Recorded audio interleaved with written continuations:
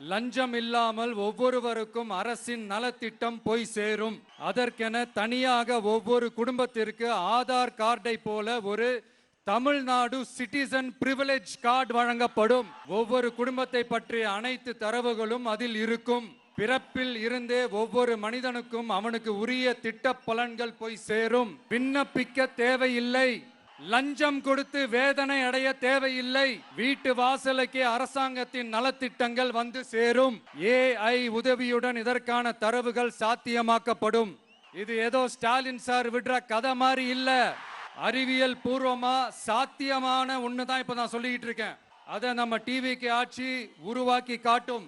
அதாவது இதுவரைக்கும் இந்த கவர்மெண்ட் சிஸ்டத்துல இப்ப நீங்க ஏதாவது ஒரு கவர்மெண்ட் ஆபீஸுக்கு போய் ஒரு வேலை செஞ்சு கொடுக்க போய் கேட்டீங்கன்னா, இவங்கள பாரு அவங்கள பாரு, இப்ப வா அப்புறம் வா, இந்த டாக்குமெண்ட் சரியில்லை அந்த டாக்குமெண்ட் சரியில்லை, அதை எடுத்துக்கிட்டு வா இதை எடுத்துக்கிட்டு வான்னு இழுத்தடிச்சுக்கிட்டே இருப்பாங்க.